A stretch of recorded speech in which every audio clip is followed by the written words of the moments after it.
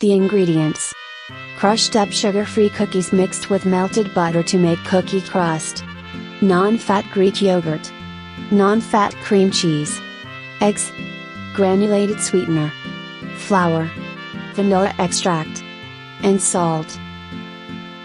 The instruction: start by preparing the crust by mixing the crushed up cookies with the melted butter. Transfer the mixture into a springform cake pan and refrigerate it while you prepare the filling. Next, add the cheesecake filling ingredients into a high-speed blender and blend well, until smooth. Transfer into the cake pan and spread out until even on top. Now place the cheesecake into the oven, bake at 170 Celsius for 45 to 50 minutes until sets. Remove the cheesecake from the oven and let it cool to room temperature, before refrigerating it for at least 4 hours, to firm up.